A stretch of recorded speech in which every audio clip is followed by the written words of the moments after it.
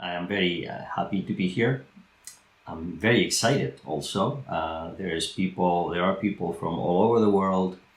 I think I would have liked to have an introduction to see who you are, but I can see it's a lot of participants. It's 42. So if we do that, that's going to take a long time. But I want to start with a piece of news that is happening now that will be a framework for what I'm going to discuss today. So I think you can all see my screen now. There you go. I want to start with this piece of news. This is something, it's fairly recent. It is from, if I draw you to the date, is from October 27. So it's about 1 month old, but it's something that is happening very actively right now. So this news that you're looking at, they are news on Bloomberg, and it refers to the University of Toronto, which is my university. My university is now phasing out fossil fuels from its endowment. Okay, what does this news mean? You probably already understand this, but the University of Toronto has an endowment. The endowment is not very large. I think it's less than 10 billion.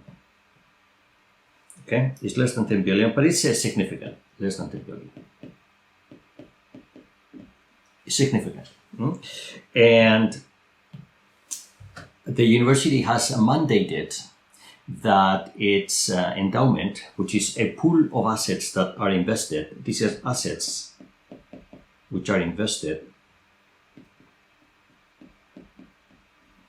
The university is phasing out investment in fossil fuels. So what they are doing is they are looking at their investments and they are trying to screen what is the fossil fuel impact or engagement of their investments. So if they have investments in anything that has to do with oil, gasoline,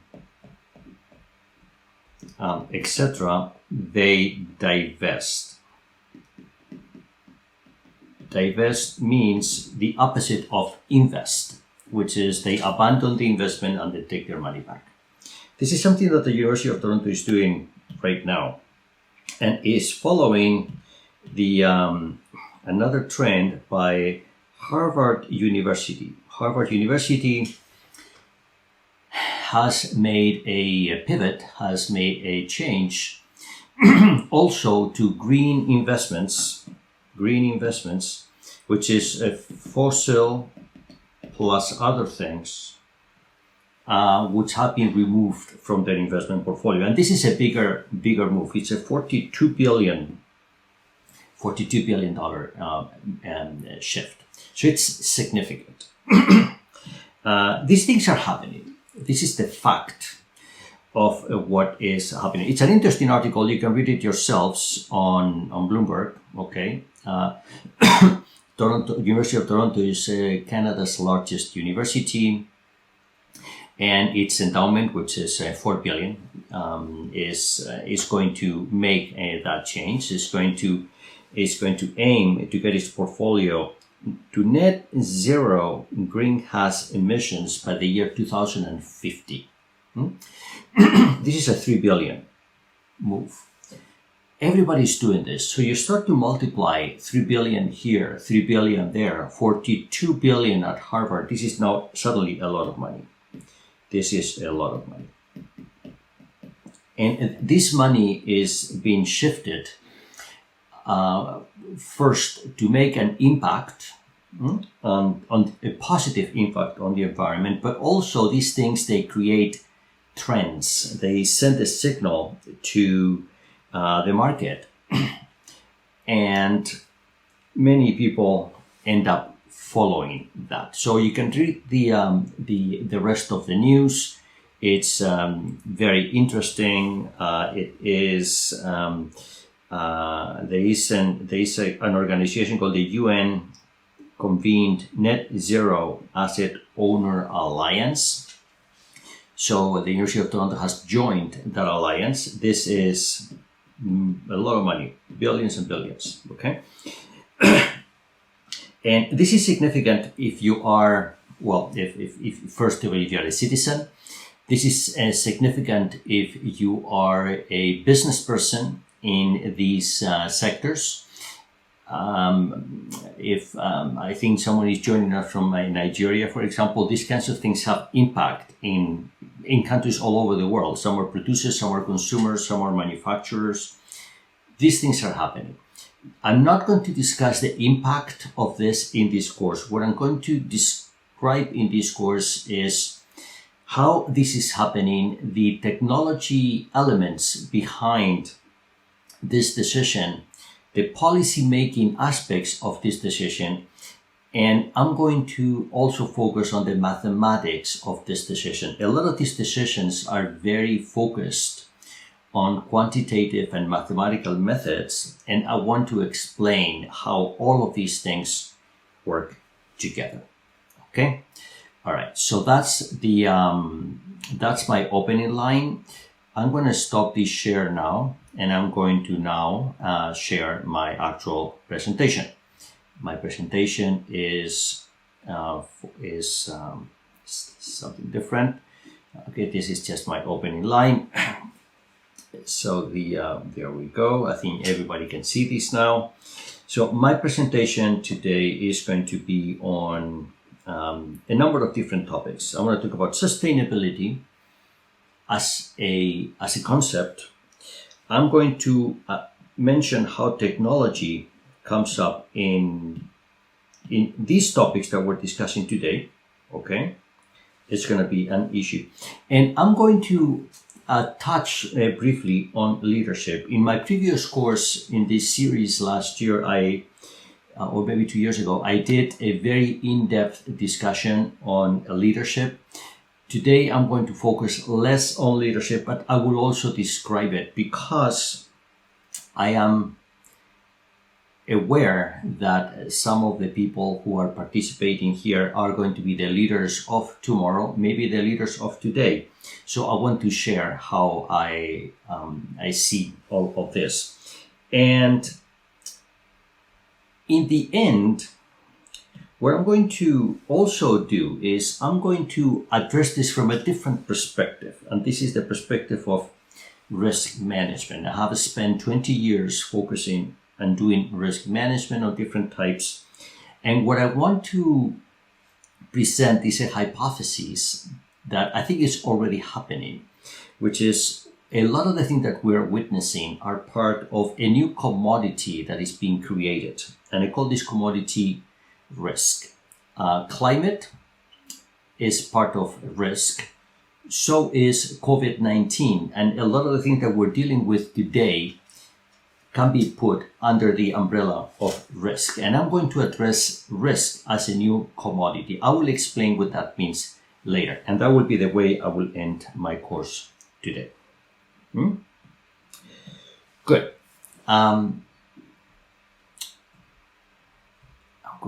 There we go. So the context in which I'm going to be discussing these things is as follows. There are 3 points that I want to start with.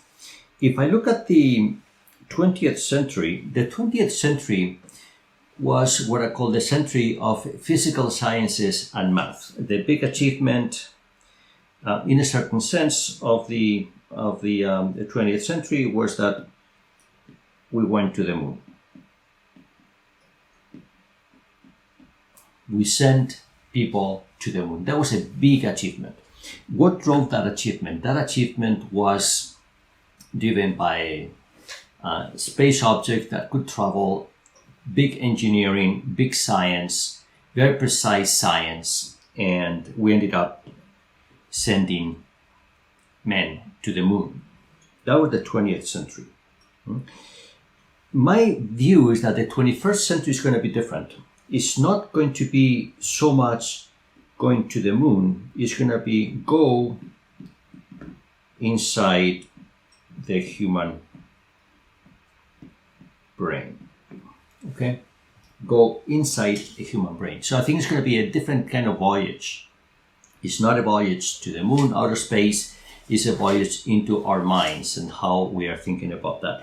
And I'm going to address how technology is already doing that and some of the things that we will see happening later. Artificial intelligence is an example of that. Artificial intelligence is possible because in a certain sense it's trying to model what already happens in our brains with computers, and it's part of that journey of not going to the moon but going into the human brain.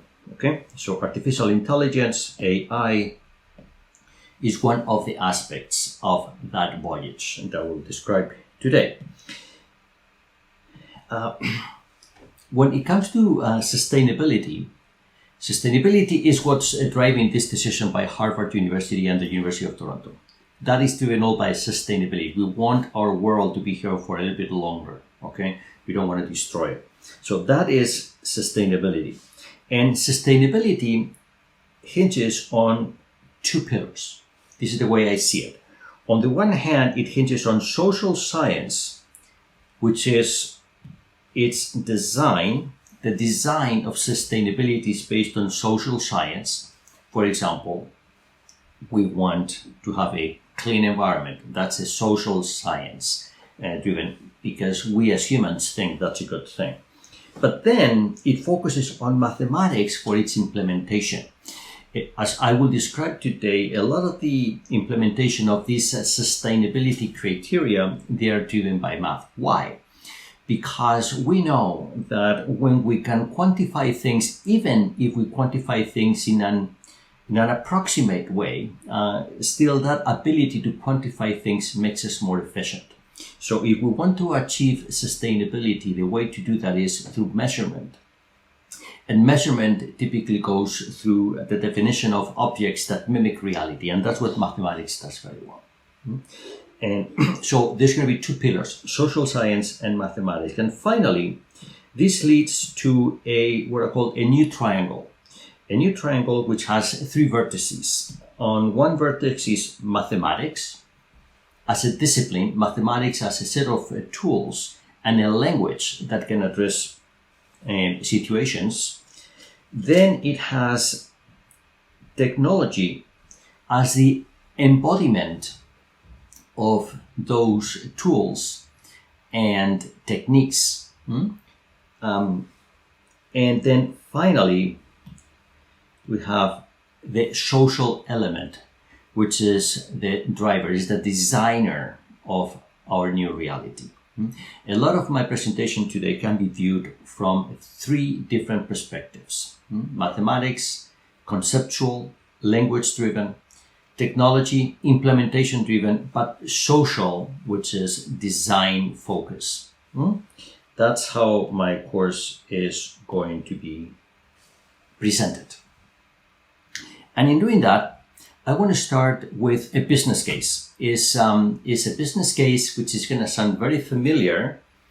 It's what I call socially driven investing.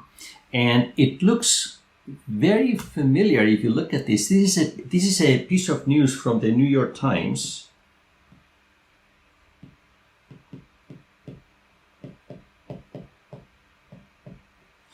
From 1990.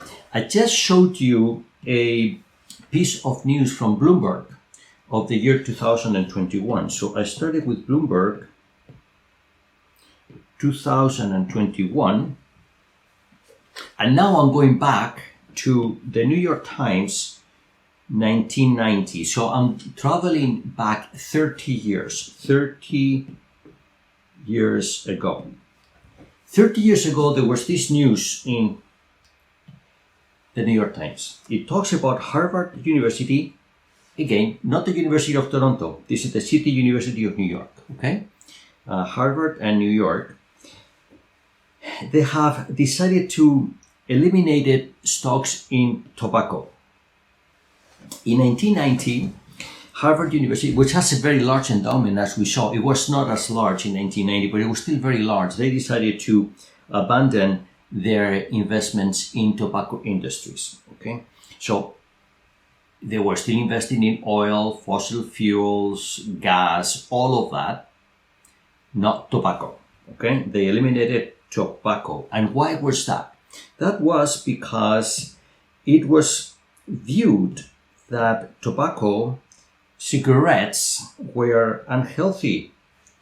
And because they were unhealthy, they should not hold tobacco stocks. This was a very drastic move. Tobacco companies, tobacco is very profitable.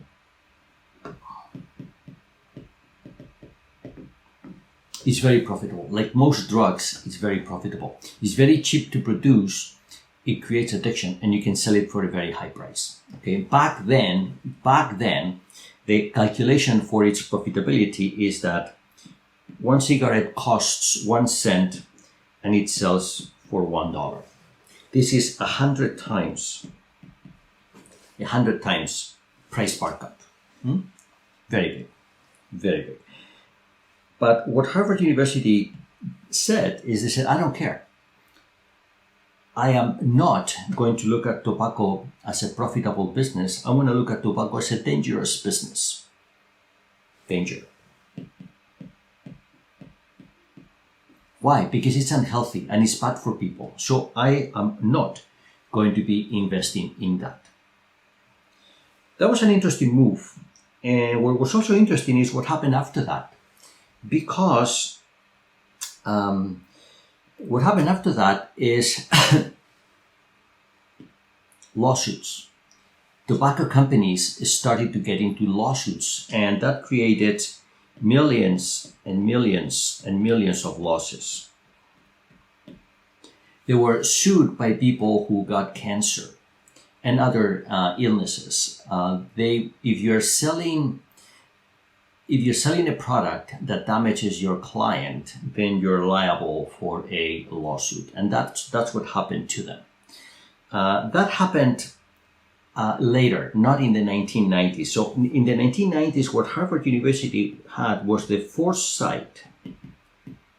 Foresight is when you can see the future. They said tobacco is bad, so it's going to hurt us one way or another. Sure, it's a very profitable investment, but it's also a dangerous investment. So we don't want to have any part of that. The way we look at that today is as follows, because now we have the advantage of 30 years of a time window to analyze what happened, is profitability today comes at a risk. In this case, the risk is legal risk, which are lawsuits tomorrow. So when you make a decision, when you make an investment decision, you have to take into account the profitability, but also the risk. And in a certain sense, what Harvard did in 1990 is very similar to what Harvard University is doing today in 2021, 30 years later. Same type of thinking. But as I will explain, they're not the only ones doing this. Lots of other people are doing that too. Okay? And this has a interesting perspective, which I want to elaborate on today, which is what I call the evolution of social responsibility.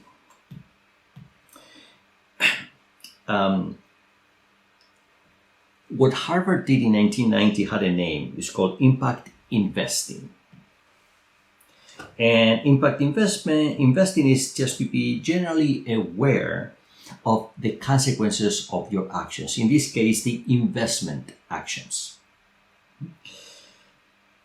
Today, what all of this is becoming is we're getting a lot of a very fine focus on what impact we're actually interested in.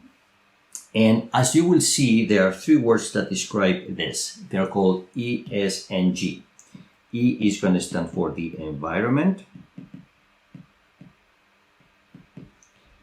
S is going to stand for social, and G is going to stand for governance, which I have not described yet, but I'll describe later. Okay? This is how things are done today. And I wish, or we wish, that there would be very well-defined rules in place with known outcomes. We're not there yet. We're in the middle of doing that. So I'm teaching this course right in the middle of all of these things being developed, being implemented. But this has an objective in mind, and that is sustainability. Okay, we want to have, if you have an investment portfolio, you want the investment portfolio to be sustainable. If you have a world behind your feet, you want that world to be sustainable too. So sustainability is what's driving a lot of these decision-making exercises. And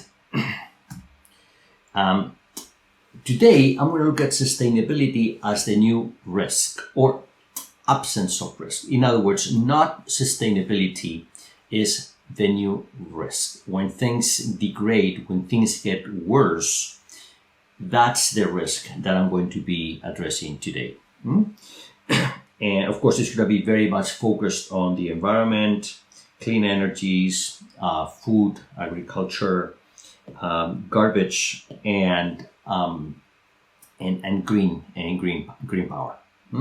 Green power. Okay, so let me use another historical perspective. It's important to understand today is very useful to understand yesterday. So I want to look at the last 100 years of investment theories and see how they have been evolving to understand where we are now and where we're going in the future. The theory of investing perhaps goes back to the year 1930. In the year 1930 is when a lot of the investment theories that we now know started. The theory of investment value, Graham and Dodd, John Williams and others produced a theory of investing which was what I call one-dimensional. 1D, one-dimensional. Those of you who know math will understand what I'm saying. Why? Because when you look at an investment, you only look at one direction. You only focus on one thing. And back then it was find a good investment and buy it at the best price. It was all focused on price. I think there is some... Oh, this is my... Sorry. Excuse me. Yeah, sorry. My Bloomberg page was giving me some audio that was distracting. Sorry about that. I had to close it. Okay, I'm back. All right. Sorry about that. Okay. So as I said, in 1930s, the exercise of investing was to create an investment based on the best things I can think of from a single dimension, and that is profitability. Okay. So that was profit driven. This is 1930, almost 100 years ago. Okay, profit driven. Now, in 1950, all of that changed, and a person by the name Markovich, Harry Markovich, when he was a PhD at Stanford, he was working on his PhD thesis. He realized, wait a minute, there's all these theories of the last 20 years that focus on profitability, but they don't focus on risk. Risk for him was something different from risk for us today. We have evolved a lot in our understanding of risk, but for him, risk was uncertainty. When you invest in these companies, something could happen to them, and then the profitability could go down. Or companies that are not very profitable, something could happen to them, and profitability could go up. So that variance, that difference in profitability from profitability now to profitability later is what he called risk. He wrote his paper in the Journal of Finance in 1952, which didn't really attract a lot of attention. Markovich got the Nobel Prize for Economics about more than 20 years after his work. I know it's not unusual for people to get the Nobel Prize many years after their work, but his work was not really in the hit parade of investment publications for a long time. In fact, I would argue that it's perhaps today that we're getting the full depth of what Markovich was really aiming for. We've been able to perfect a lot of his thinking and a lot of his ideas, and today we're very well equipped to take his concept of risk further. But he was the first one that I know that came up with the concept of risk as someone thinking, looking into the future, things could be different from the way they are now. That was Markovich in 1952. 2. Now, since then, the concept of risk has been evolving, is getting more and more sophisticated. And let me fast forward to today. So today, risk is something that we attack from a very diverse set of perspectives. Okay, so let me put it like this. That was a one-dimensional theory. Harry Markowitz turned that one dimension into two dimension, where the second dimension was risk. Okay. Today, what we're doing is we are adding more dimensions. We are into ND, where the first dimension continues to be profitability, but all of the other dimensions are all risk-based. Okay. So what we have today is many dimensions, and we have dimension 1 is profitability. But then all of the other dimensions, 2, 3, all of the other dimensions, and there's many, as you will see, they're all risk-based. Which is one of the reasons why I'm saying that risk is the new commodity, but that's coming a little bit later. Risk is replacing oil or gold as a commodity, okay? But that's coming later. All right. And in doing that, this is the technology vertex in my triangle. In doing that, we are using a lot of machine learning, artificial intelligence, natural language processing, social and behavioral techniques to understand what those risks are. So this is the evolution, and that's where we are right now. So this is a very fruitful, it's a fantastic period in history where we are now equipped to understanding risk from many different perspectives with one objective, and that is to understand sustainability and to actually produce sustainability. If I look at the technology component of this evolution, here's the evolution cleaned of all of the theories, except for one thing. I have kept the data inputs.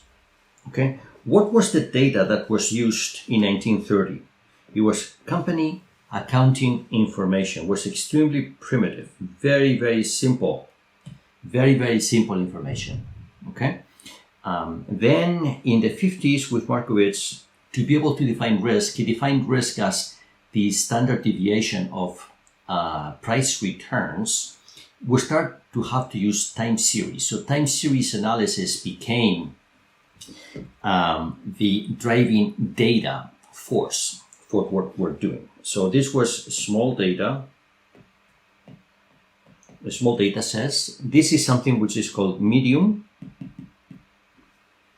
Okay, a small data sets is a dozen. Very small, 10. 100 is too much. By medium, I mean thousands or tens of thousands. Okay. If I measure in terms of computer storage, this would be bytes, and this would be megabytes. Okay, that's the data consumption over time. Now, of course, in 1950s, the computers were very primitive, and they could only deal, megabytes was a very big storage already, okay, in the 1950s. But with our ability to augment data sets and with the perfection of hardware, what we have now is we have very rich Bloomberg types of databases in the year 2000, more or less. But the thing is that we have not really grown beyond megabytes. We don't have terabytes. So megabytes continued to be the typical size of data for the theories of the year 2000 and so. That was before the explosion of machine learning and artificial intelligence. Today, our data inputs are very different. They include not just numbers, but include news, web-driven information, social media, documents, filings, pictures, videos, lots of things. So now we're really getting into terabytes and more. Okay, so you look at the data consumption and you look at the technology component of this evolution, it's very dramatic. I drew it as a line here, this red arrow, but this red arrow should probably be something different, something closer to something like this, you know. Sorry, this is not the word where I intended. We're intended to do something like this, which is, sorry, like that. Something like this, you know. So I'm doing it in red so this becomes more clear. Okay, so it'll be something, instead of this, it should be something like this. Because it's really growing very fast today, okay? Our consumption of data. Okay. Good. I'm going to now bring a second business case that makes my point about the consumption of data. And it is a data-driven customer service example. It involves a bank, a Canadian bank, which is actually, this is very well documented now. It's even on YouTube. This is the Bank of Nova Scotia. It's one of the large Canadian banks. And the Bank of Nova Scotia, the Bank of Nova Scotia has big operations, as you mentioned, in Mexico, in Colombia, in Peru, and in Chile. They have big operations there today. They have also operations in other countries, but they have very big operations there, and also in Brazil. But they have big operations in those countries. Now in Chile, they did something very interesting a few years ago. I forget when that was. What they did is they did a deal with a supermarket chain. They did a deal with a supermarket chain that was in the mini loan business, not micro loan, mini loan business. The mini loan business was defined by loans up to $300. So mini loan business up to $300 loan activity. Okay, and the way it works is as follows. This is the interesting part. When a customer goes shopping to the supermarket, at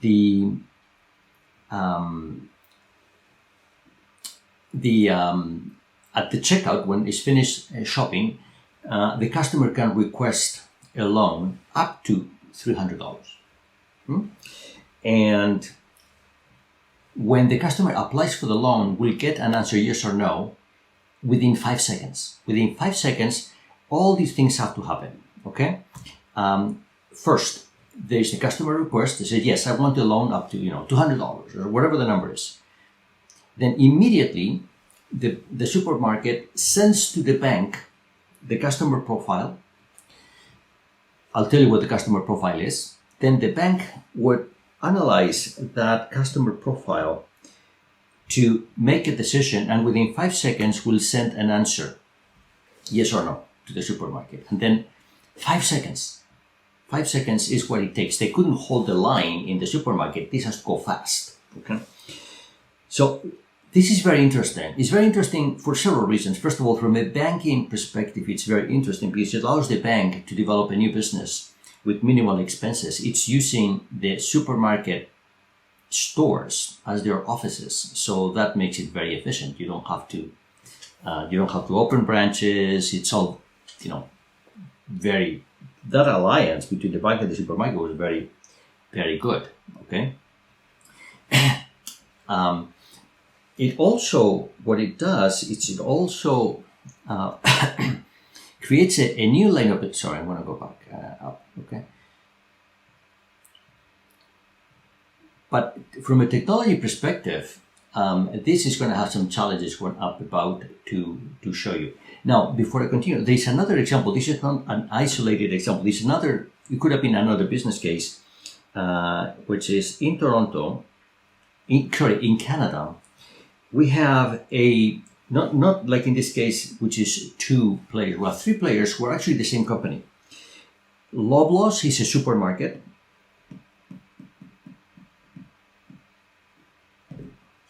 Shoppers Drug Mart is a pharmacy. It's the biggest pharmacy in Canada. And then they have a bank, which is called President's Choice Financial, PC Financial. Okay, so this is interesting because in Canada we have something similar. It's a Canadian bank. This was a Canadian bank and a supermarket in Chile. Here in Canada, what we have is we have a bank, a Canadian bank, PC Financial, a supermarket, which is also in Canada, is owned by the bank, and then a pharmacy. The biggest pharmacy in Canada is part of that triangle. This is interesting because from a data input, the supermarket is the producer of data. If you look at this relationship here, what is interesting is that the supermarket is the producer of data.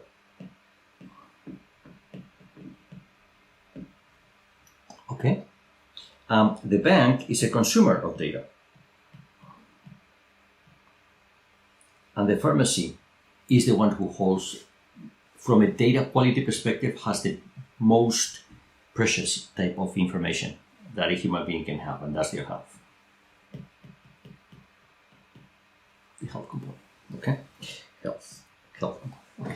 So these things are happening, and I encourage you, I'm sure that in your countries, there are similar situations to these. I encourage you to go out and find them. And if you find them, send them to me, okay? I'm very curious to know what's happening in your countries. These things, these alliances are occurring. And these alliances, what I want to stress is that they're focused on data. Data is what drives this. Data, I want to talk about data as a transformative engine, okay? And there's several elements that this is not part of my business case now. These are just reflections on what's happening in the world today. So data collection is changing businesses across the world. It's also changing health. As you may know, one of the big challenges at the beginning of COVID-19, at the beginning of the pandemic, was the gathering of data. Before you can analyze data, you have to have the data. But having the data is not enough to have it in a drawer. You need the data to exist in a well-organized fashion. This is happening now. You probably have a lot of examples about this in your own personal situations, which is gathering data is a very valuable exercise, but then organizing the data so that it's useful is something which is very important. There's one aspect of this, going back to the issue of profitability, which is data. The value of data is not part of the company's financials typically. Okay, when investors are aware of this, and when they attach a very high value to companies like Google, Baidu, Facebook, is because of the data they have. Alibaba, they have a lot of data about a lot of people, but the data is not something that has a monetary value today. But investors know, and they are trying to address it in their own way. There's no way today to attach value to data. Okay. And one aspect is that data from one business can transform other businesses. For example, the data from a supermarket can transform a banking operation. We just saw it. And in some situations, also data is a driver for mergers between companies. Sometimes companies merge so that they can take advantage of each other's operations or to absorb some distribution channels or things like that. And today what we see is that some companies merge because the data that one owns, that doesn't want to give up, is very valuable to the operation of others. For example, I don't know this for a fact, but when Facebook bought WhatsApp, that may have been one driving element there. WhatsApp, the application, has a very rich database of people's phone numbers.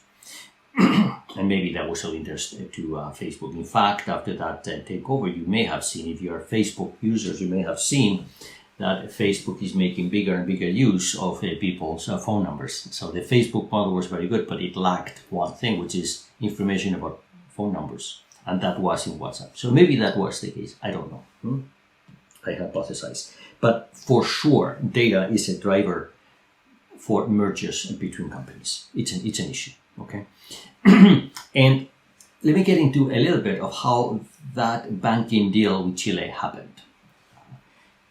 It was data-driven, purely data-driven. The bank, there's a technology challenge, which is to get all that data, making a decision in 5 seconds.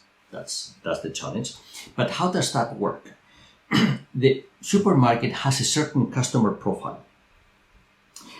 And the customer profile contains things such as the address, the profession, their income, the address, but also, and this is the interesting part, because these are small data sets, that's small, okay? But this is the interesting part, is shopping partners. When do they go shopping?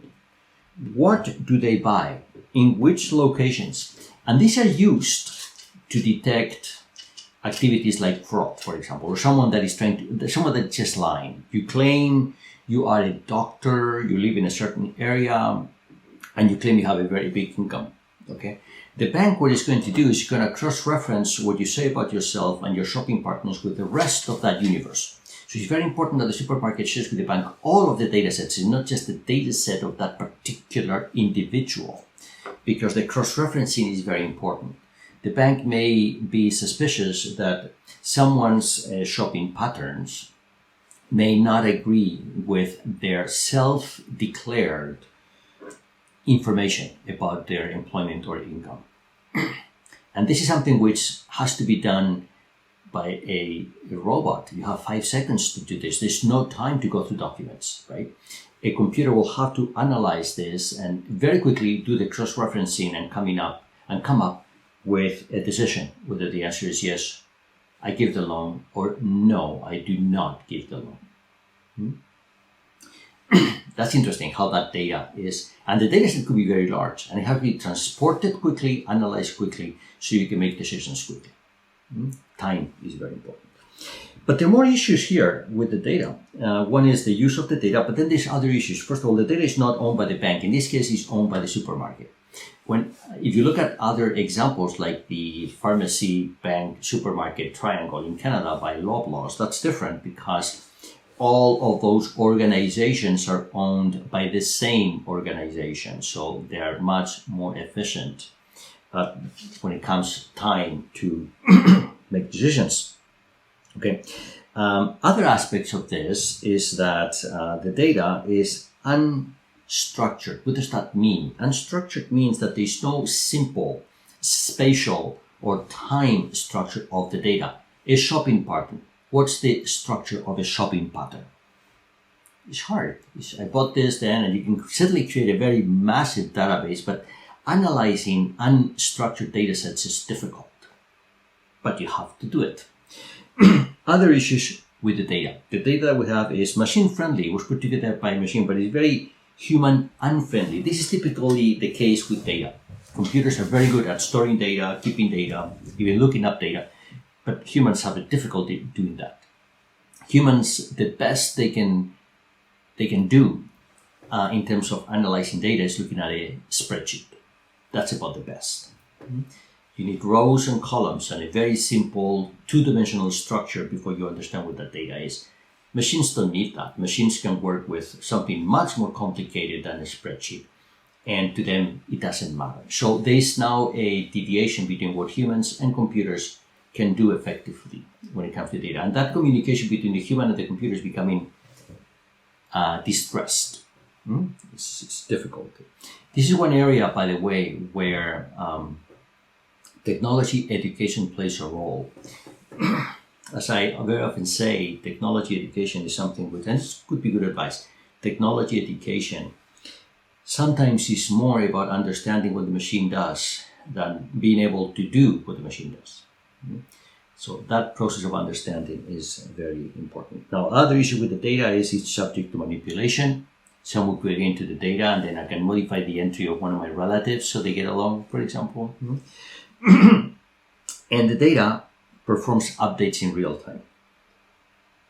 So the database is not a static structure. It changes all the time. In the supermarket, maybe it only changes daily. But when you look at similar things that are happening, for example, for traffic flows, these things change every few minutes. So we're dealing with databases which are very dynamic. The database is not a static concept. It gets upgraded very, very frequently. Okay, so these are the issues. And of course, with this, a big risk. Risk is going to be a word that will appear a lot in my presentation. Data is big risk. The data could be wrong. The data could be stolen. The data could compromise the business, could compromise situations. So data will emerge as a big risk. Cybersecurity is the theory that studies these types of risk, not just data risk, other risks too, but data risk is a very big issue within cybersecurity. Okay, new business case. So we get a full scope before we draw our conclusions. Okay, I think after I finish this business case in the next 10 minutes, we're 1 hour into the course. Maybe I will take a pause to see if there are any questions or remarks, and then I'll continue into the second half. The new business case that I have is an example of new currencies, and it's something that is already happening in North America, maybe in other parts of the world. If you know about other examples of this, please let me know. I'm very interested in this. But this is something happening in North America, and it goes as follows. Imagine I have a professional player, basketball player, baseball player, football player, you have a player, professional player, which is young. It's starting his or her career. The thing with professional players is they can make a lot of money very quickly, and that money will not last for a very long period of time because they retire very young. But they have a career with a lot of income. So when you have a young player, there exists the possibility of doing the following. A young player will get some financing now. And in return for that financing, the investors that provide that financing, they're going to be entitled to a share of the future revenues that is going to create through payments in the sports teams they play, or through merchandising or commercials or things like that. So I fund you as a person, and then that funding that I give you has, it gives me a certain type of revenue in the future. Now, this thing is very old. There's nothing new here. What's interesting is the way these things are being done, because these things are being done as follows, and I'll explain. Okay, I assume you all know what a blockchain is, but if not, I'll explain. Okay, so these things are done as follows. When you create that financing, the people who put the money, what they get in return, they get a coin. It's actually a cryptocurrency, okay, based on a blockchain. So when you issue units in a stock, what you do is you actually create a coin which is attached to that individual. And note that when we do this, we're going to have as many coins as individuals we are supporting. Okay, this is not like Bitcoin or Ethereum. No, this is a coin attached to a person. That's how you monetize this. And then this coin will actually have a floating value. The value of this coin over time, the value will increase over time, not only because the cash flows will increase, but perhaps these players become very popular and everybody wants to own the coin of a very famous professional player. So these coins have an intrinsic value, and the value is more than the money behind them. Fame and other social elements become part of the valuation of that coin. Doing coins like this today is very easy. You create a market for this even. You can buy and sell these coins. You just have to put them on a blockchain. Okay. So blockchains have the ability to create coins. And again, I'm not talking about Bitcoin. Bitcoin is one example. There's many others. Okay. The same technology that creates Bitcoin can create coins of any type. And the reason I like this example is because it creates a coin which is attached to a person. So you can hypothesize that if this continues, we can at some point have more coins than people in the world, right? I'll come to that a little bit later. And I will also describe the existence of these coins as a way to transfer risk back to risk as a commodity. Why? Because there's a risk in doing this. What's the risk? The player eliminates some of its risk because if its professional career doesn't go as well, it's still got some financing. Okay. The investors, they have the risk of losing if the professional career ends up being less profitable than the money that was raised, but also gives big increase to the value over time. So there's an exchange of risk between the individual, the player, and the individual investors that buy those coins. Okay, risk transfer, another example. Okay, so all of this is now converging into a situation where risk is now multidimensional, as I mentioned earlier, and is, as I said, is socially driven. So I'm going to get into a new type of discussion now. And before I do that, we're wrapping up the first hour. What I would like to do is I want to pause for a minute.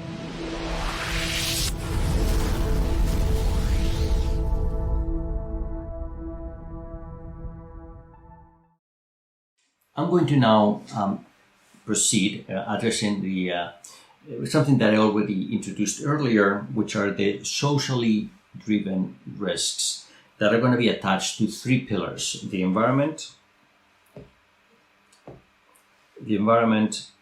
the social, and the governance, which I have not mentioned yet. I'm about to do that now. Okay. The environment. We know we want to ensure that the environment is not harmed by our actions. The social impact is to ensure that the people around us are not harmed by our actions. And governance, as you will see, is something slightly different, is to ensure that we have principles and processes that lead to sound, ethical enterprises. So these are the three areas, E, S, and G. This is the very big three letters, but I am sure that these three letters are just the beginning of three letters. We'll have many more letters in the future. Okay, so that I'm sure that's going to happen. So we'll start with three. So when it comes to the environment, what we see is this is creating a push for green power stocks, as we saw in my opening example, and the article on Bloomberg about the University of Toronto and Harvard University, is going to focus on issues regarding water, water supply, renewable energies, pollution control, green transportation and waste reduction, and many others. These are just some examples of the environmental elements that come into the creation of a sound a practice. That's as far as the environment is concerned. When it comes to social, what we are looking at is we're looking at community impact of our decisions. We're looking at the minorities, the way our enterprises affect minorities. I could add more things here.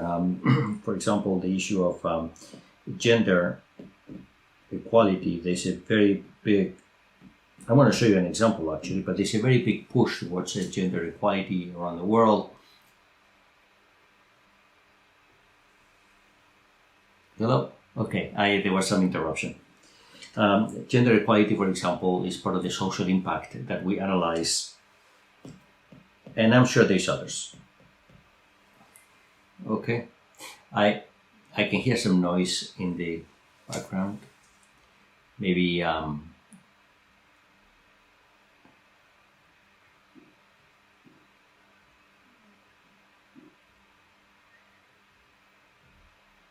yeah. Let's see. Oh no, still there. I'm gonna see if I can mute the source of the background noise. Okay, I think it's gone. All right, looks like it's gone. All right, good. Good. So these are the okay. Hold on. Here we go.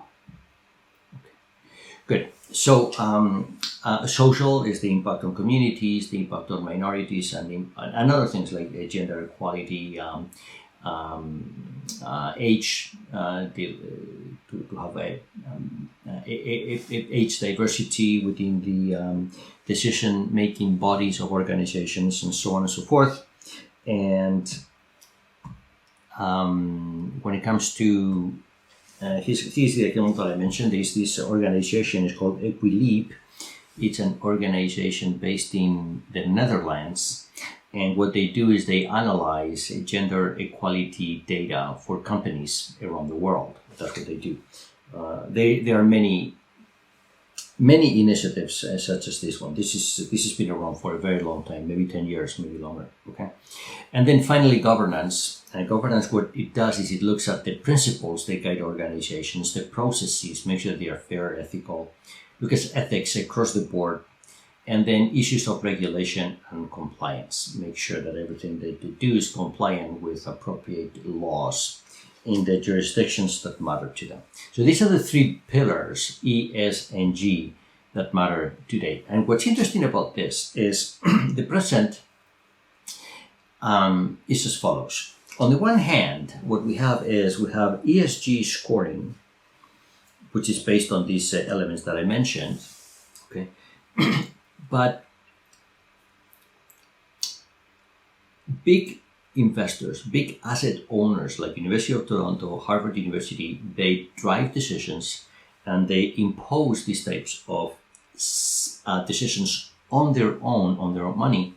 But what's happening now is there's a tidal wave. There's a tidal wave. The tidal wave is actually creating that these decisions are brought to the broad social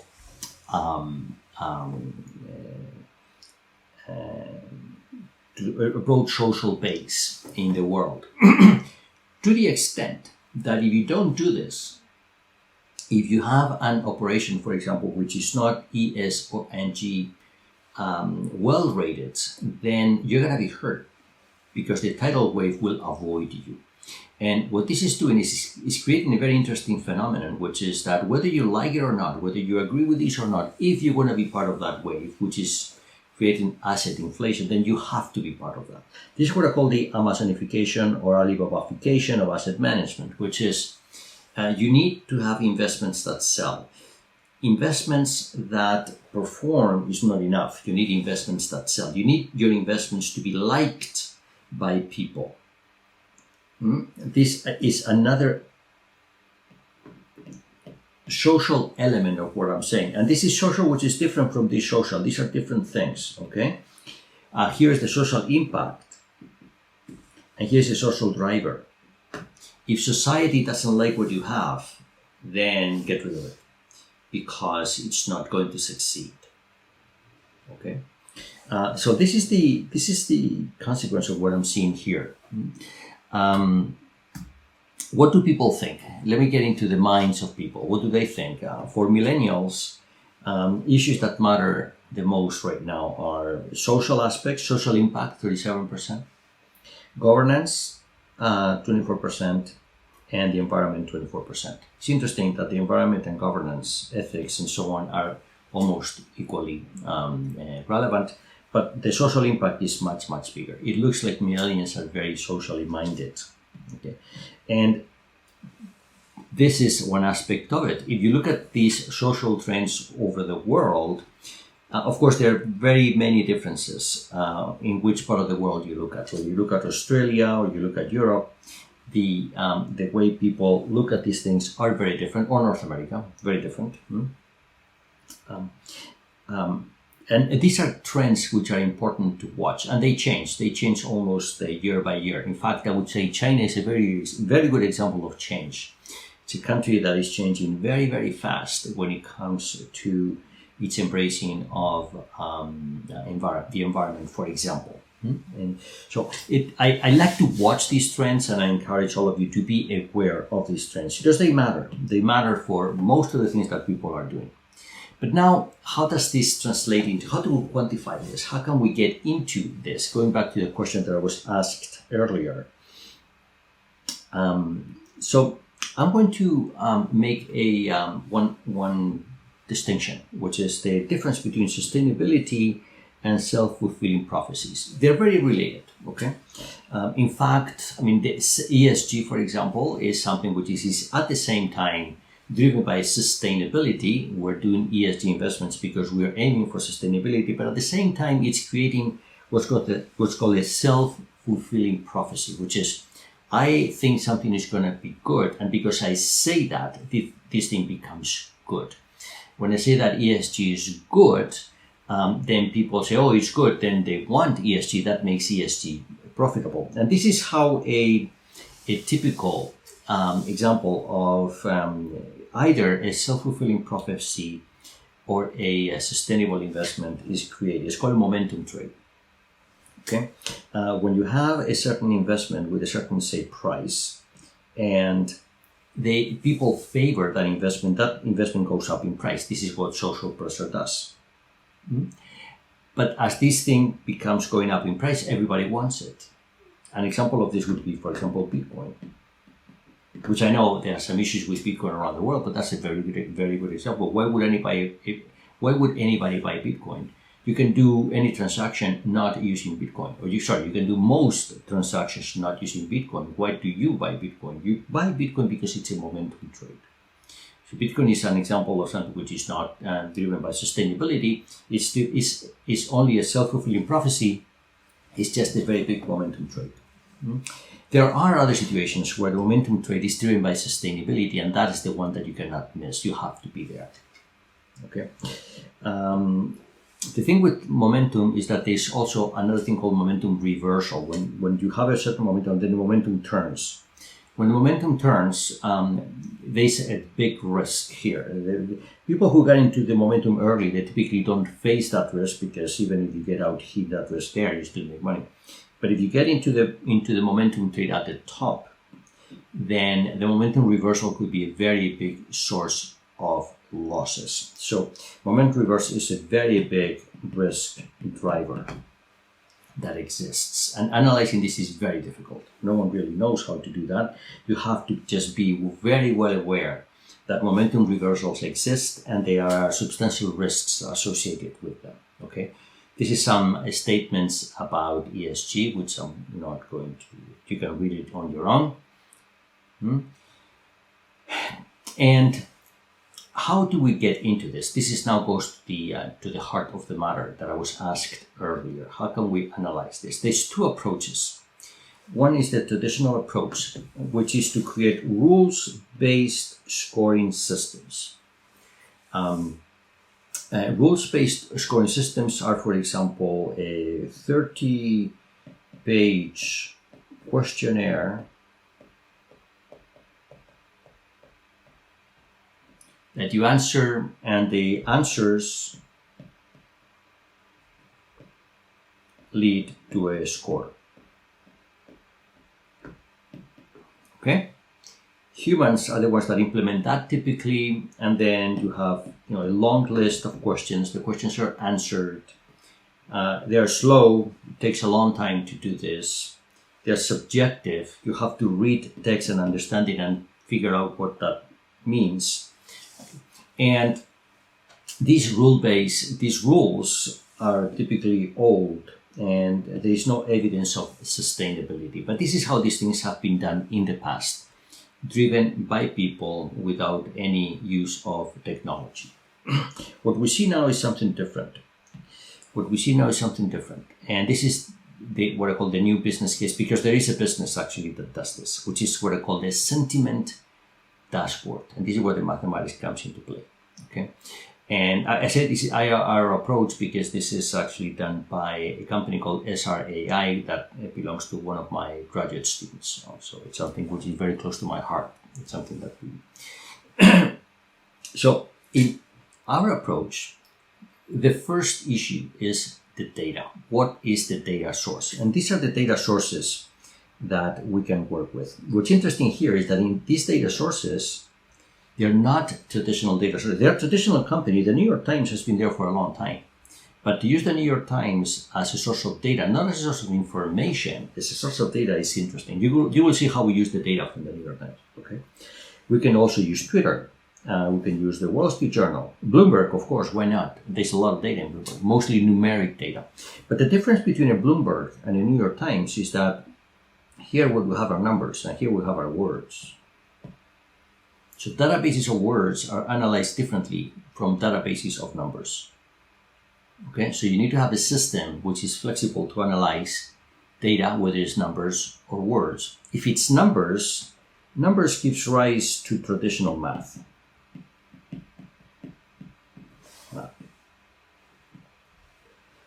But words they're analyzed via NLP, natural language processing, okay, which is a very important chapter in artificial intelligence.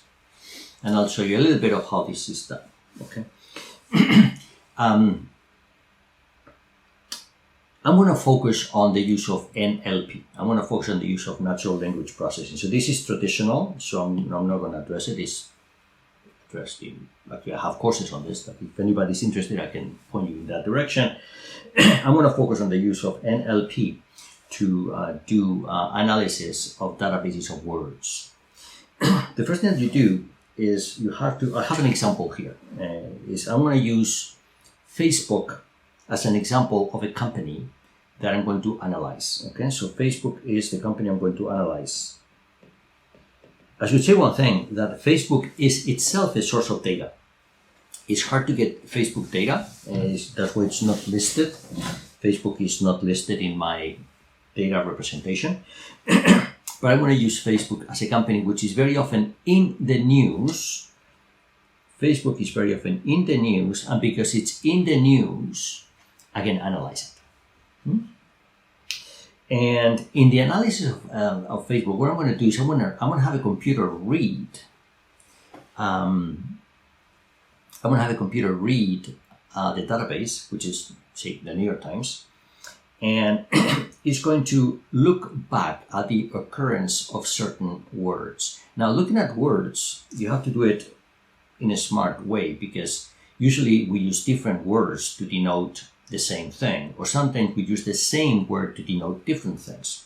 So it's very important that we use a lexicon layer to ensure that we understand words in the right way. And this is something which already exists. This can be done. Okay, as you probably know, if you use Google Translate is very efficient these days, and that the reason for that is because there are very good techniques, many done by Google themselves, that allows us to understand words in a context in a very efficient manner.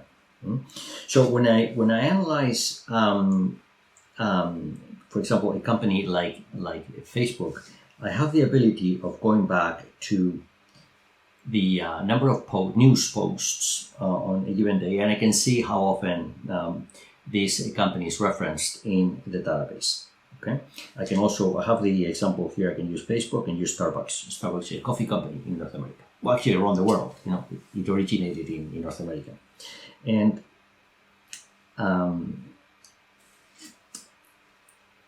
so we start with this type of analysis of the data. And then what you do is you take all that data and you analyze. This is all done by computer, so this is fast. So then if you use tweet data or news data, what you do is you analyze the data, and then you filter the data that you have according to different categories. And then this is what computers do. You can see that there is a number of tweets or news affecting the environment, social, human, business innovation, leadership and governance, or nothing. And of those tweets, you can have the computer determine which have a positive and which have a negative bend. And on the basis of this, you can create a score. And all of this can be done very quickly. Remember the example, I had the Bank of Nova Scotia deal with a supermarket in Chile, make a decision in 5 seconds. So this is something similar. You can absorb all that data and you can make decisions very quickly. The method to do this are methods which are called BERT. BERT means bidirectional encoder representations from transformers. Okay, transformers. This is part of the neural network. So neural networks are used for these. Okay, and what this does is they're built in a certain way. I'm not going to do a discussion of technology now. I don't know what your technology background. But this is something you can either, I suspect many of you may not be familiar with this, but I just want to highlight to you that these things are very important, and I advise that you become familiar with this. Okay. Because what they end up doing, these BERT methods, they end up discerning the context of words. That's what they do. Okay, this is what spam filters use. I think probably everybody uses a spam filter to classify emails which are legitimate from emails which are not legitimate, and they're trying to either sell you something, scam you into something, or something nefarious. Okay, so BERT methods are used for this. They also are used for search engines. When you're looking for a certain word on a search engine, that's how they're used. So as you can see, these are the methods. They exist. They're very readily available, and they are used to understand words in context and be able to analyze data sets of words to make interpretations of them entirely automated, driven entirely by machines. I have a diagram of this, which is how this diagram is very standard. You can find it easily on the internet. And what they do is they have a way of building a way to read databases of words, understanding the meaning of each word in context, and taking that massive amount of information and making a very simplified summary of it by giving us, like in this case, a number, the relationship between positive and negative news data. And this leads to a score. Okay, all done by a computer, and BERT methods is the technique based on neural networks that is used to do these kinds of things. So this answers the question I was asked during the break. Okay. The answer, you probably have to take a course on neural networks, but this is how it works. Okay. So if you are interested in this, I recommend that you learn about neural networks and BERT methods. The outcome is well focused on. The outcome is something like this. Now we have the ability of having computers go through very large databases of words and telling us positive and negative impact of those words. So, by the way, this is I have a paper written on this that you can read. The paper is also on my website if you're interested. Okay. So, for example, when you look at Facebook, what you can do is you can create a category that I call social capital. There will be another one that I can call leadership and governance, ESG, whatever you like. You can create categories, because categories are translated into words that a computer will understand. And then you can look at news impact over time. So this is year 2018. This is the year 2019. So over a context of a year, what we see the daily progression of the negative versus positive news articles. So if you look at this, you see that the positives are very small, the negatives are very large. And this is a visual representation of something that many of us know, which is that Facebook, from a social capital perspective, is not very highly regarded in the world. This is a mathematical way of actually expressing that fact. If you look at this next slide here, this next chart, if you look at leadership and governance, you can see a very similar picture. The negative news dominate over the positive news. Over the span of a year, we can see that hardly any positive news have emerged. So this shows the power of what we can do with technology, with math, with natural language processing analysis of databases of words. If you look at other companies, Starbucks, for example, we see something slightly different. We see a period where they enjoy a positive social capital news input or news impact. And then there was a period of time, typically one day, maybe something happened that day where you have a negative impact. So you can have companies that over time they're consistently good, and then something happens, all of a sudden they become bad, and then they go back to being good again. Okay. So this time dependence is interesting, because if you remember how I described the use of data over time, I started to say that at the very beginning, in the 1930s, the use of data was very limited. We had about 10 data points. Then we ended up having time series in the 50s. And now we have a very large collection of data sets that are, could be megabytes, gigabytes, could be, the whole internet, as a database. But then I can analyze the database, and some of the themes will currently come up. Okay? So I can come up with now time series, which is output given to me by my BERT methods, analyzing databases of words. And you can take this further.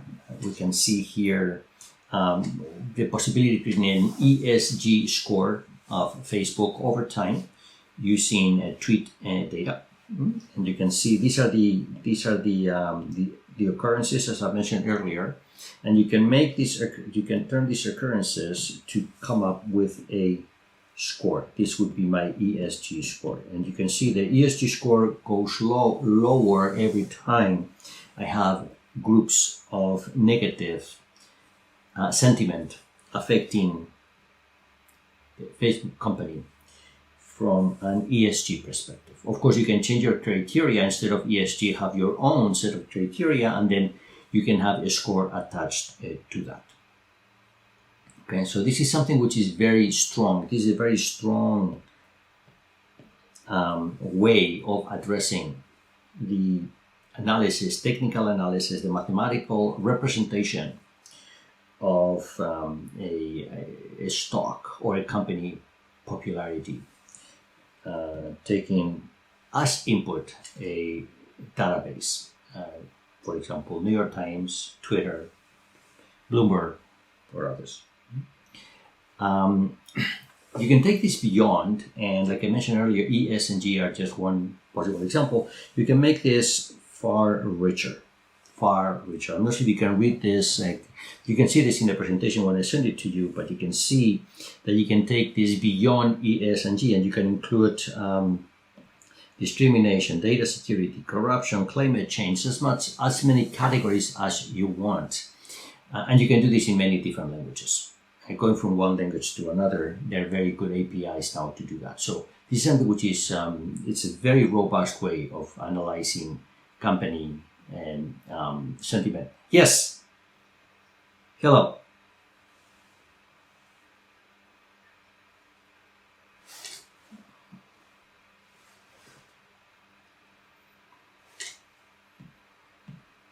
Yes, go ahead.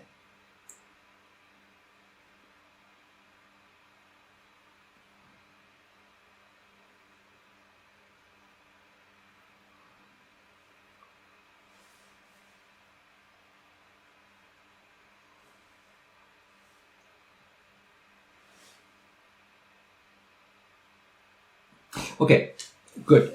So I don't know the answer to that question. What I can tell you is that the data that we are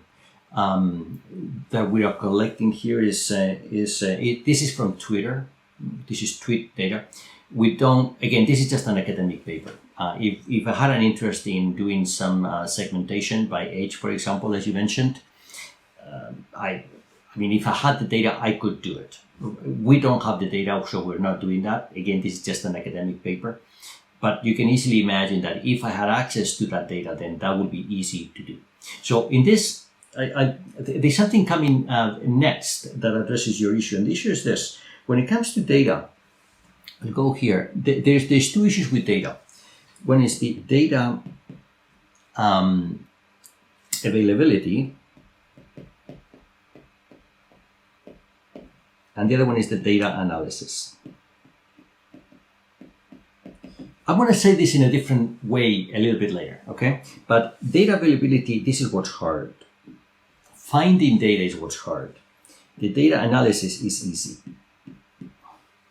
Okay, for example, in your case, in your question, if I had access to that age information of the tweets, then I could do further screening of my data and a better analysis. But I don't. That's why I cannot answer it. But that would be easy to do. Easy to do. I don't need BERT methods or anything like that for that. Okay. But your point is a very good one. is a very good one because it highlights the difficulty in dealing with data. And the difficulty today is not the analysis of the data. The difficulty is the availability of the data. Let me give you another example. I like your question. I like it very much. I'll give you another example. When we sent the men to the moon in the 20th century, what was the difficulty? The data or the data analysis? It was the data analysis. Engineering was the big difficult thing in the 20th century. The data availability was already there. What do we need to know? The density of air, we know that. The distance to the moon, we know that. How fast the Earth is moving, we know that. All of the data was already there.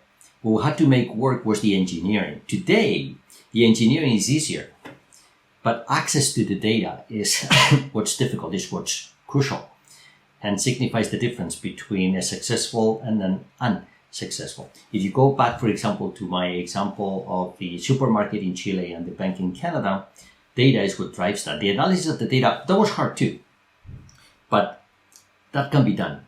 Okay, you could do that. It's hard, but it can be done. But if you don't have the data of the person applying for the loan, forget it. There's nothing you can do. The data availability is usually the harder part.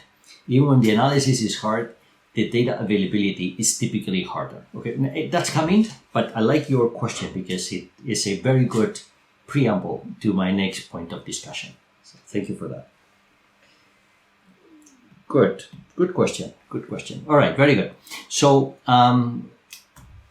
this is actually my point that I was just answering that you were asking. So there's a data triangle. There's a data triangle which I called like this. When you have a situation like what we're discussing, there's a triangle that on the one hand has the algorithms. This is the engineering. Is I analyze the data and I produce an outcome. The other one is the availability of the data. Where is the data? And then finally is the hardware. The hardware is what makes these things run. Very good. Today, the engineering is essentially free. The analysis of the data is very easy. You want BERT methods. BERT methods are free. You just download them from infinitely many websites. Some are better, some are worse. If you're a big company, you may want to have your own, which would be better. But for the most part, a lot of these methods already exist. You have access to them and you just run them. The hardware, you just buy them on a store. It's what's called a commodity. It's something you pay a price, but there is no value add. No value add, meaning that you have the same as your neighbor. That's it. Okay, it may cost you money, may not cost you money, but you have the same as your neighbor. Engineering is free. The big tech companies are ensuring that a lot of the things are free. The data is gold. The data is where things makes a difference. The value add is here. This is what makes a difference. And your question was a very good one, exactly addressing that. If I had the information about the age data, then I would be able to do a different analysis, but I don't. So I'm stuck with what I showed you. And I also want to, this is advice for the younger people. Okay, when you're a data scientist, the other advice I give to my students, many of my students want to be data scientists. And what I tell them is, as a data scientist, there's two jobs that you have to do. One is analyze the data, and the other one is store the data. Get the data and put it in the right form. Today, getting the data and put it in the right form is, to a large extent, more critical. It's the good job to have, okay? Rather than analyzing the data, which people can do. So the advice I have is, as a data analyst, focus on the storing of the data as opposed to getting the data itself. If I use an analogy with oil, for example, if they say data is the new oil, then focus on data extraction, like you focus on oil extraction. To refine the oil and then to create engines that run with gasoline, you can do that. Okay, and that's also interesting. But a lot of the value today is in extracting the data from the ground and storing that in the right place so that others can use it. That is where the value today is in the year 2021. Next year, who knows? But today, that's where the value is. Okay, that's my advice to the younger generations taking this course. All right, and this situation is actually rapidly changing because hardware and software, engineering and the hardware, they're actually coming together on the cloud. The clouds are now bringing all those things together. What the clouds are not doing is data continues to be isolated. It's an isolated asset. Okay, the clouds are bringing hardware and software together, but the data continues to be the defining element. So the data is, I call this is the data is you. This is the fact that matters. The clouds is them. Everybody has it. Okay, so anyway, that's the. Now, I don't want to oversimplify this. I want to highlight one aspect of this, which is that cloud systems, they have made cybersecurity a bigger issue. It's easier to break into a cloud than into your own data, which is hidden in a drawer, for example, right? So a lot of these things have to be done from the understanding that with this evolution comes new risks. And we have to be aware of them. Okay, cybersecurity is the risk that is relevant in what we're doing here. Okay, so moving on with this, this is the summary of what I've described.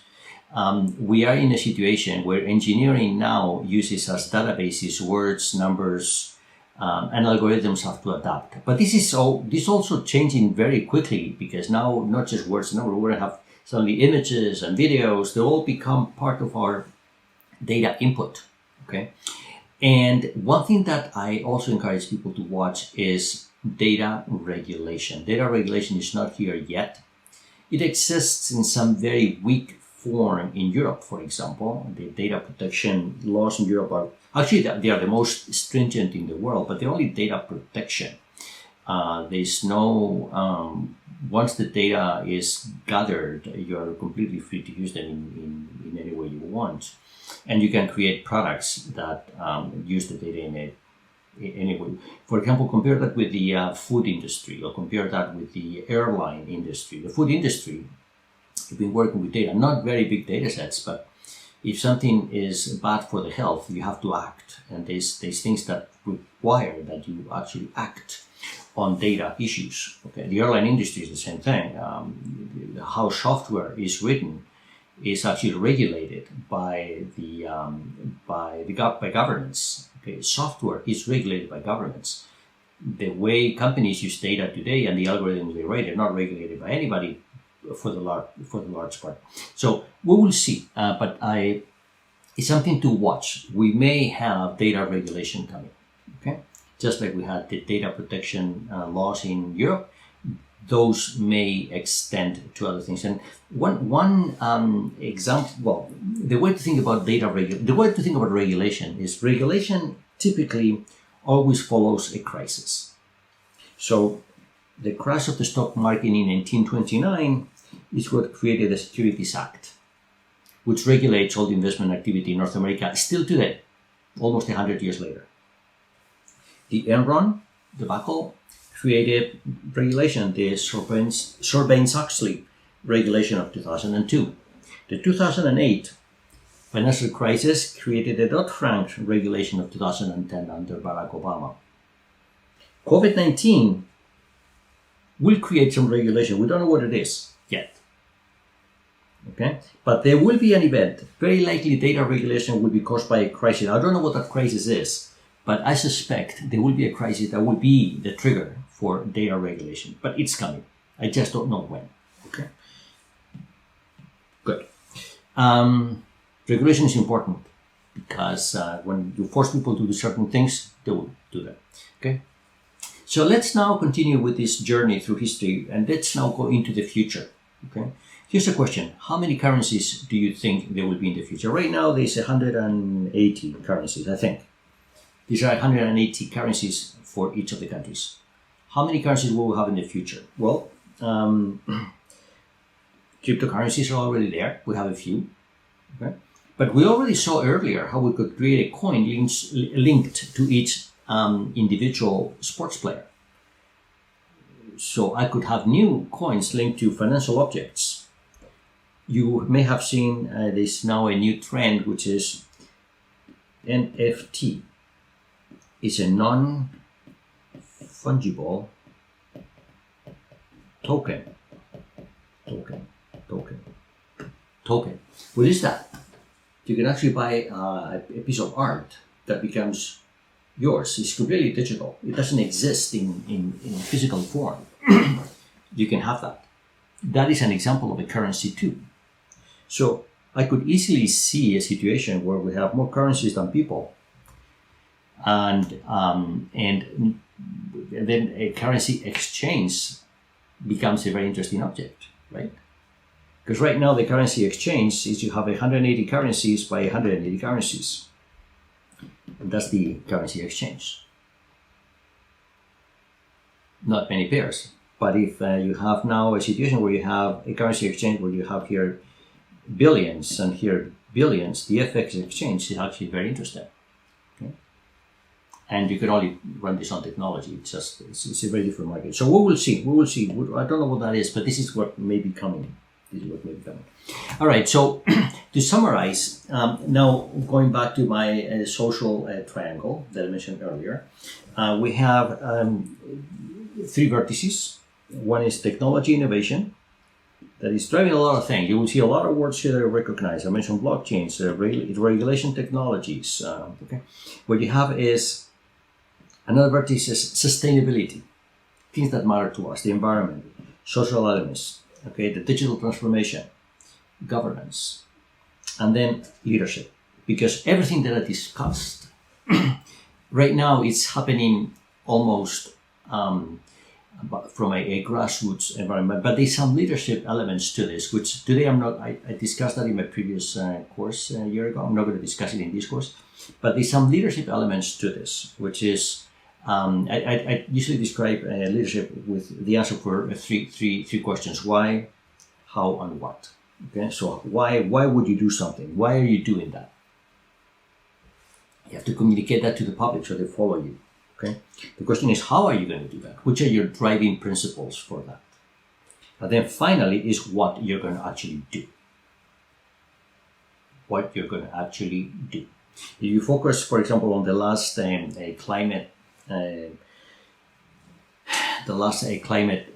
summit in Scotland, okay, there was, why you're doing that. It was very clear, I think. Okay, well, at least to the public, to the governments, there would be some debate. How are you going to do that? And then what you're going to actually do. There's a lot of criticism on the what. The what was very clear, but typically, what happens in situations of leadership is if the why is clear, then the how follows, and then the what is a matter of time. Okay, so we will see if that happens. But anyway, leadership is something that I lectured in the past, and what remains is some examples. I have an example of how finance and technology are coming together. I have an example here of an insurance company that allows you to insure an object by taking a picture. You take a picture of a bicycle, and then within a few minutes, you have an insurance policy on that bicycle. That's remarkable. This is some of the things that technology is doing. Okay, so this enables the creation of fantastic systems and also financial disruption. What you can see here is you can see traditional companies like American Express or Goldman Sachs, but you have the Bitcoin, Facebook, but not the company, the currency Libra that they are creating. And then, of course, WeChat as a provider of insurance policies, or Amazon as a provider of, who knows, maybe a new currency, okay, like Alibaba. So this is how evolution is happening, how financial disruption is happening. And coming back to my question of earlier is we can have more cryptocurrencies than people. Okay. Finally, I have another business case here, which is artificial intelligence and risk, how they actually go hand in hand. I'll do it very quickly because I want to get to my risk exchange, which is the last thing I will discuss today. And this is an example of also the Bank of Nova Scotia. I mentioned the Bank of Nova Scotia twice in my talk today. It's a very innovative bank that we have in Canada. And this is the Wall Street Journal article that I'm talking about. But I'll just describe what they are doing. They had an issue, which is they wanted to increase their credit card collections. And what they had is each individual had a certain credit score. And then when they didn't pay, they just tried to tell them they have to pay through either telephone, computer, or a letter, a letter in the mail. Okay?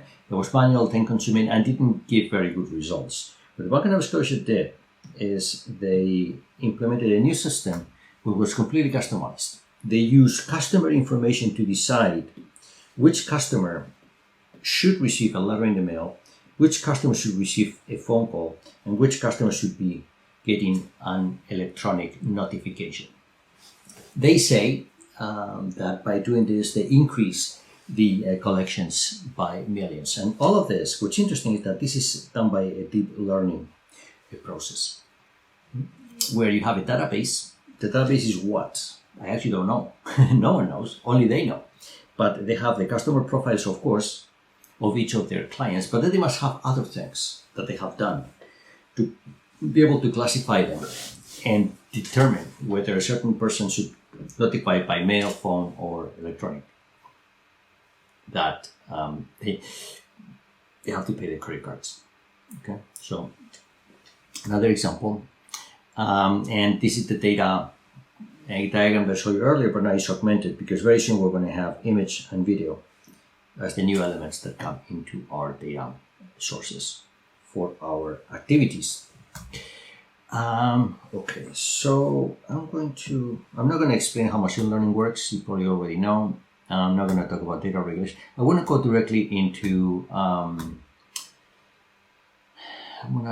this is my discussion on agile. I want to go directly to the last aspect of this, which is the risk exchange, because everything that I've discussed, now I want to bring the risk. I mentioned risk a few times in my course. I want to bring the risk elements now to the forefront and discuss how new things will actually emerge from what we have. And what I want to say now is this is fiction. Okay, I want to end the last 15 minutes of my course with fiction.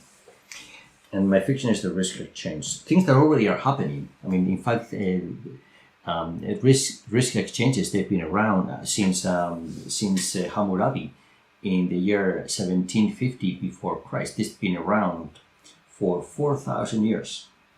Okay, and the way it started was when a merchant received a loan to fund his shipment, he would pay the lender an additional sum in exchange for the lender's guarantee to cancel the loan if the shipment be stolen or lost at sea. That's how, in the times of Hammurabi, the insurance sector was born. Okay, so these things are very old. They've been around for a long time. But I'm going to present the risk exchange as the insurance business of 4,000 years ago today, because today we can do things better in a better way. And to do that, I want to explain how decision making for trading works. I have a game here. Okay, I would like to play this game with you, although I don't know that many people will answer directly. So just think in your heads and give me an answer. Okay, so I have a game one. Let's play that game first. Okay. You have two choices. Choice A, you're gonna make $900. I'm gonna give you $900 for sure. 100% chance. No uncertainty. I'm gonna give you $900 if you choose A. If you choose B, I'm not gonna give you $900. I may give you nothing with a 10% chance, or I may give you $1,000 with a 90% chance.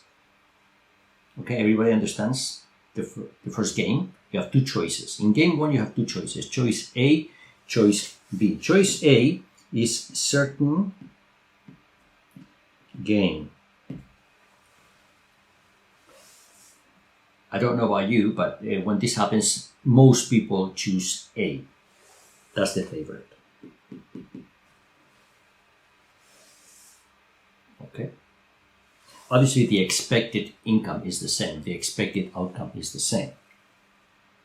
I don't know what you thought. I don't know if you want to use the chat to tell me what you thought, but most people choose A. Let's go to game two. Game 2,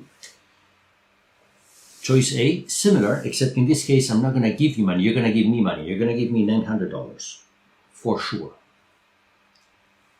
No uncertainty.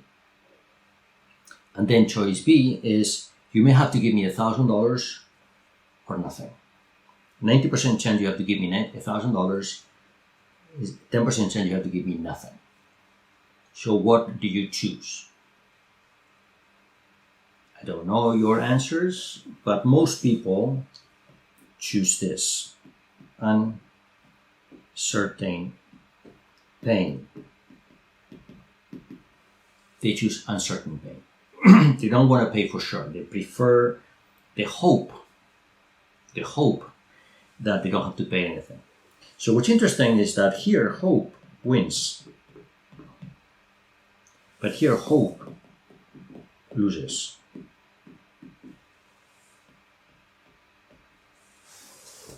Why is that? Who can explain this? Well, this is psychology. This is very much ingrained in our psyche. Okay, but this is the basis for trading. This is why trading exists, and the reason is that although most people choose A here and people choose B in game 2, at the end of the day what we have is differences. We are different and we like different things. And you can easily imagine two players, player 1 and player 2, that they disagree. And when they disagree, what do? They trade with each other. So, oh, you prefer that? I prefer that. So they exchange.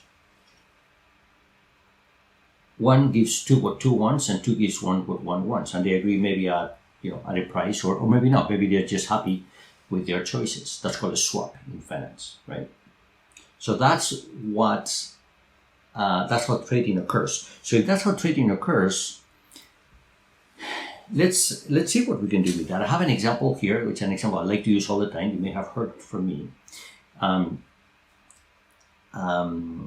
Aristotle, in his book Politics, describes the story of Thales of Miletus, who was a great mathematician. But he observed that in one year there was a very big olive harvest coming. The olive trees were full of olives. So he thought, these olives will have to be crushed at harvest time. So he entered into an agreement with the olive mills of the area to use the olive mills the day he wanted for a fee. He would pay the fee in advance. It's called an option. It's the option to use the olive mills. And it seems that, according to Aristotle, when the olives went to the mills to be pressed, he exercised the option. He said, well, the mill is for me to use, so I'll use it today, and I'll collect all the revenue. So he paid a small amount for the right to use the mill on one day, and he chose the day when the olives went into the mills and made a lot of money. Okay? This is option trading. It's the first example of a traded option, which is, if you think about that, that is another example of risk exchange. Why? Because the olive owner has the risk that the olive is not used on a certain day. So someone comes and says, well, I want to use it on a given day. So, okay, well, that's whether he uses it or not, you're going to collect a fee. It's a way to remove risk. Now you, Thales, in this case, paying for that, enters into a risk trade, because is trading, is giving money and doesn't really know, suspects, because he's smart, that it's going to pay off, but he doesn't really know. So it actually happened in his favor, and it seems that Thales made a lot of money. His options finished in the money, as we say in finance. Okay, so that's how the example goes in the year 500 before Christ. But today things are done in a very similar way. In the 17th century, the first exchange ever was created, and that was in Osaka, in Japan, and that was for rice. And it was an exchange in the following sense. What Thales did with the olive owners is what's called a bilateral trade, person to person, business to business. But an actual exchange was built in Osaka, in Japan, for rice trade. So producers and consumers would agree on the price of rice when the rice arrives, and they are committed to actually trading at that price. And if one defaults, the exchange will take care of that. So the risk exchange is a way to remove the risk of non-payment for a transaction that will happen in the future. That happened in the year 1697 in Osaka. Since then, we have grown a lot. Chicago in the 19th century became the hub for the agricultural trades in North America. They took all of the markets from Minneapolis, from Winnipeg, from North America into a single place where they did something similar. They created an exchange where people could trade agricultural products there without the wheat being shipped into Chicago. The wheat could be shipped bilaterally, but the agreement was done in Chicago. Chicago became another risk exchange for agricultural products beyond rice that was done in Osaka 200 years earlier. Okay. Now there are other situations which are bilateral. I have an example here, a deal between the city of Montreal and a ski resort, where the city of Montreal would pay money to the ski resort if there is no snow, because then the city saves money in cleaning the city. Okay, and if there is a lot of snow, the ski resort will give money to the city so they can clean the snow, because the ski resort makes a lot of money with the income from skiers that got to use their resort. Another example of risk exchange, except this is not done on an exchange, it's done bilaterally, like the case of Thales and the olive growers. So one thing that could easily happen, and we have the technology to do this now, is to create a risk exchange for all sorts of things, not only for agricultural products, but for, we saw that, sports players on a blockchain, climate, like the city of Montreal and the ski resort, they could create a coin, which is the snow coin that trades on an exchange. All of these things can be run on a blockchain, and you can have billions and billions of people participating in this exchange where people are exchanging risk with each other. It's very sunny, someone pays money to someone else. It's very windy, someone pays money to someone else. There's a catastrophe somewhere, someone pays money to someone else. So it's like the insurance market, the insurance sector that we know, but taken to the biggest instance of itself, where people could basically get to trade any risk, any coin, with each other. And technology now makes these things happen. Okay, so if you believe in this, then you could believe that very soon we'll have more currencies than people. We'll use currencies to exchange risk. So a risk could be quantified in a coin traded on a blockchain, maybe a crypto coin. And then we'll need the technology to ensure that these things settle in real time, they are transparent, they are cheap, they don't use a lot of energy, and they don't distinguish between the buyer and the seller. So everybody participates in this in a fair way. Okay, so with that, I end my course. I have 5 minutes for questions, if there are any questions.